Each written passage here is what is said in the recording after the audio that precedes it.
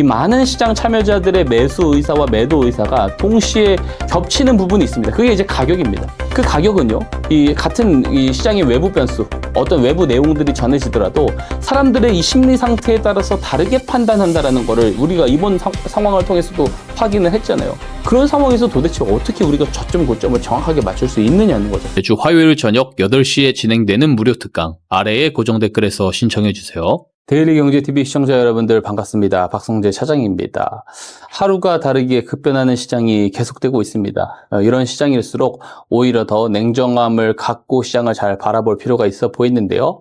한쪽에 좀 치우쳐지지 않고 시장 흔들림에 따라서 같이 흔들리지 않고 중립주의를 지키면서 오늘도 좋은 인사이트 잘 들어볼 수 있도록 하겠습니다. 오늘 코스피 급등의 가장 큰 이유는 무엇입니까? 네, 오늘 정말 많이 오르긴 하더라고요. 이 코스피 지수가 아마 이제 당일날 오른 수치로는 가장 최고로 많이 오른 날이라고 하고요. 2008년도 때 기록이 원래 있었는데 금융위기 이후에 반발 매수로 올라오면서 한 11% 올라갔을 때가 원래 가장 많이 오른 날이라고 하는데 오늘 그 기록을 넘어섰다라는 내용이 나왔습니다. 코스닥도 상당히 많이 올랐고요. 뭐 코로나 때 이후에도 급반등하는 와중에도 이러한 정도의 상승폭은 없었는데 뭐 하이닉스가 상한가를 갈 정도니까 오늘 상당히 많이 올랐다라고 볼 수가 있겠죠.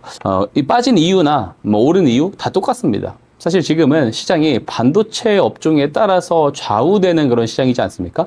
왜냐면 그만큼 반도체 업종의 시가총액 비중이 상당히 많이 올라와 있는 상황이고 조금 더 구체적으로 이야기하면은 삼성전자 하이닉스의 시가총액 비중이 상당히 많이 커져 있죠. 과거에도 컸지만 이 올해 상반기를 통해서 40% 위로 그냥 훌쩍 넘어온 상황이고 오늘도 아마 급반등 나오면서 45%를 훌쩍 넘는 걸로 알고 있습니다. 그리고 보니까 거래 비중도 오늘 50%가 넘더라고요. 그러니까 지금 시장은 삼성전자 하이닉스에 따라서 굉장히 안 좋아질 수도 있고 좋아질 수도 있는, 그러니까 얘네들이 빠지면 다 같이 빠지는 거고 올라가면 얘네들만 좋긴 하지만 시장 지수 자체는 좋은 그런 상황들이 만들어지고 있다는 것을 볼 수가 있는 거죠. 자, 제가 어제 인터뷰를 할 때도 그렇고 최근 방송에서도 계속 이야기를 드리고 있는 부분들이 있습니다. 뭐냐면 결국 지금 이제 우리가 시장에서 확인을 계속 해야 되는 내용들은 지정학 이슈도 아니고 어떤 뭐 금리 정책 이슈도 아니고 결국에는 반도체 투자 심리에 따라서 이 시장의 흐름이 달라질 수 있으니까 반도체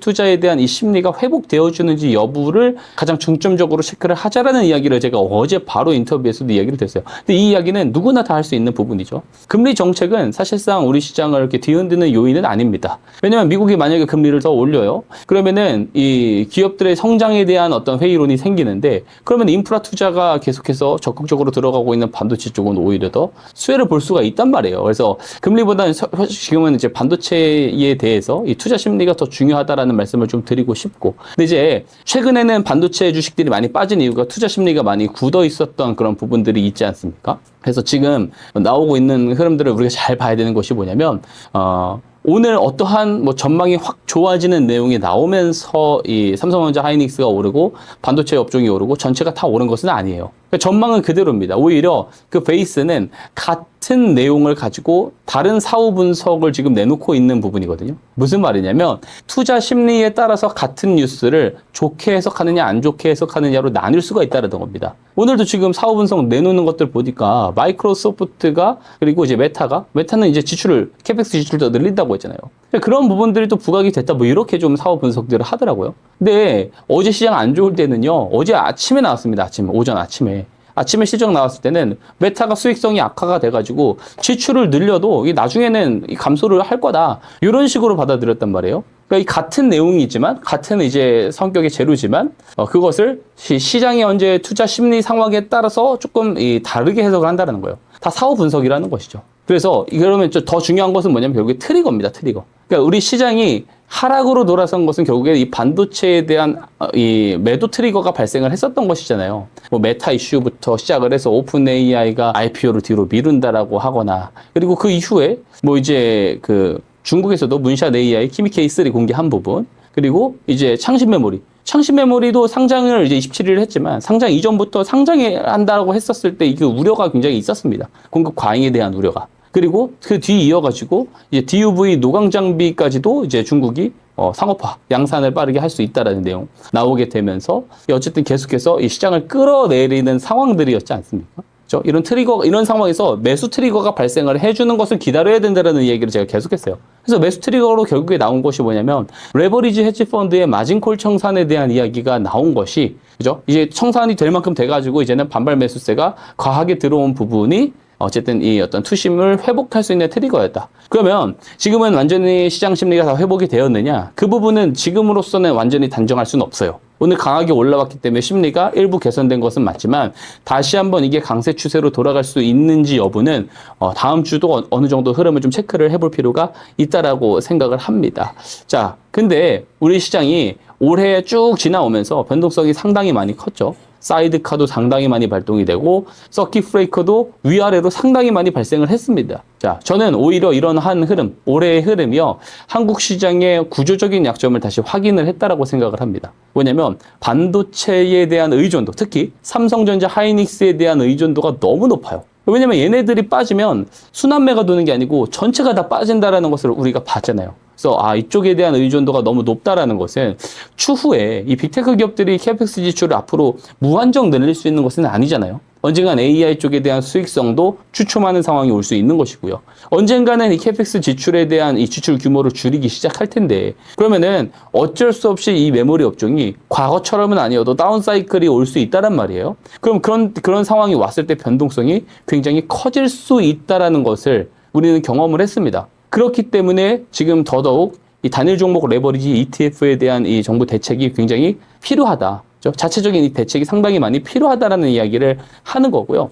자, 어쨌든 그러면 앞으로는 시장이 변동성이 상당히 커질 가능성이 더 높아졌다라는 생각을 해야 되겠죠. 그렇기 때문에 그 어느 때보다도 이 투자 전략을 짜는 데 있어서 맹목적인 사고를 가지고 하면 안 되고요. 조금 더 예민하고 민첩하고, 그렇죠? 변동성에도 민첩하게 대응할 수 있게끔 좀 능동적인 투자 전략을 잘 세울 필요가 있다. 저는 말씀을 드리고 싶습니다. 삼성전자, SK 하이닉스 급등 배경과 바닥 확인 여부는 어떻게 보십니까? 우선 하락 이유가 이번에 그 사후 분석으로 나오는 것이 여기는 이제 레버리지 헤지 펀드의 마진콜 청산 물량이잖아요. 청산 물량이 쏟아지는 과정에서 시장이 굉장히 많이 빠졌던 것이고, 근데 지금 어느 정도 물량 소화가 다 끝났기 때문에 이제는 반발 매수세가 들어와도 된다라는 이런 트리거가 지금 만들어진 겁니다. 자, 이번에 전해진 소식이 시츄에이셔널 어웨이니스에서 지금 얘네들이 이제 고레버리지를 사용합니다. 헤지 펀드는 최대 400% 레버리지를 사용을 할 수 있죠. 그래서 이 400%를 다 활용을 하고 있는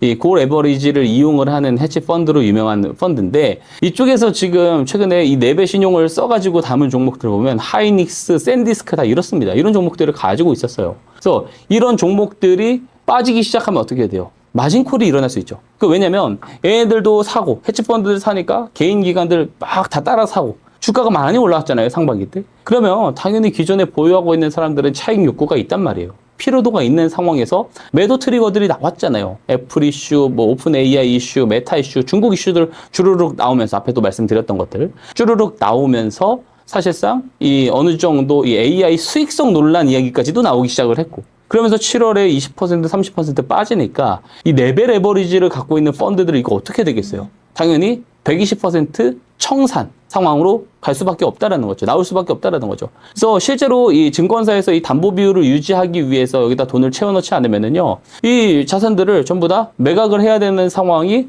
나올 수밖에 없다라는 겁니다. 그 과정에서 시장이 쏟아졌다. 이 지수가 많이 무너져 내렸다라고 보는 거고, JP모건에서 이 물량을 어느 정도 다시금 현재 소화를 한 상황이다, 이렇게 이야기를 했어요. 그러니까 그러면 사람들은 어떻게 이런 것들을 받아들이게 되냐면, 어떤 트리거로 받아들이게 되냐면, 지금 시장이 많이 이렇게 빠진 게, 반도체 주식들이 50%, 60% 빠진 게 이 전망이 달라져서 빠진 것이 아니고, 그냥 많이 가지고 있는 누군가의 물량이 강제로 쏟아져 나오면서 빠진 거구나. 너무 과하게 밀렸네? 다시 제자리로 돌려내야 되는 거 아니야? 라는 반발 매수세가 들어오기 때문에 저렇게 강한 모습을 보이고 있는 겁니다. 그죠? 하이닉스 지금 장중에 막 상한가 가고, 그런 모습들이 나오게 됐다라는 거예요. 자, 그럼 여기서 우리가 다시 한번 질문을 던져야 되는 것이 뭐냐면, 그러면은 삼성전자, 하이닉스는 바닥을 잡았을까? 이런 질문을 하면 안 됩니다, 사실.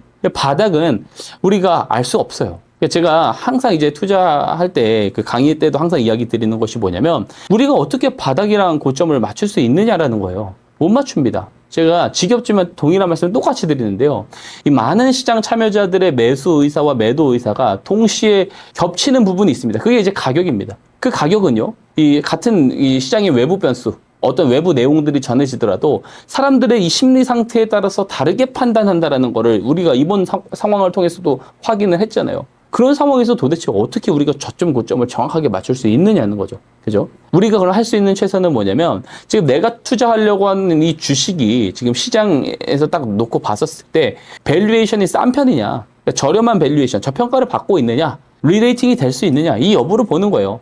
이 여부를 보면 지금 가격이 싸다라고 생각하면 잡아 놓는 거죠. 그럼 추가적으로 더 빠질 수 있어요. 우리는 정확한 저점을 알 수 없기 때문에. 하지만 방향은 결국 다시 좀 제자리로 수렴하는 상황으로 갈 수 있다는 거죠. 그래서 제가 봤을 때 삼성전자, 하이닉스 같은 경우는 충분히 지금 많이 밸류에이션상 부담이 없는 상황이다라고 저는 이야기를 드릴 수 있을 것 같습니다. 물론 삼전 하이닉스가 많이 빠졌을 때 제가 앞으로 추후 전망에 대해서 굉장히 좀 어느 정도 시선을 낮춘 부분이 있죠.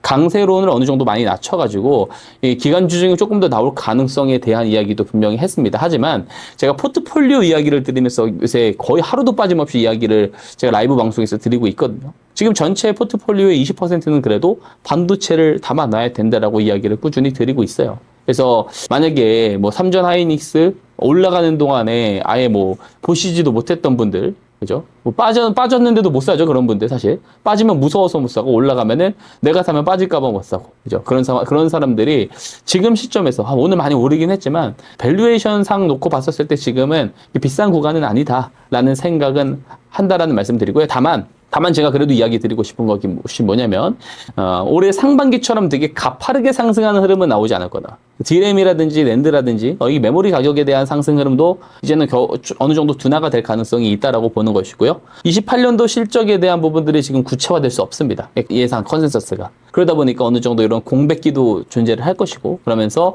다소 상승을 하더라도 상승이 나온다면 완만한 상승 흐름으로 갈 가능성이 높아 보여요. 그래서 아무리 최고의 시나리오를 딱 놓고 봤을 때도 보수적으로 보는 게 좋죠. 전고점까지 간다라는 것이 최대 목표 시나리오. 그리고 그보다는 못 미치는 상승 흐름이 나올 것이다라는 것이 가장 중간값 시나리오로 보는 것이 더 좋지 않을까. 그렇게 말씀을 드리고 싶습니다.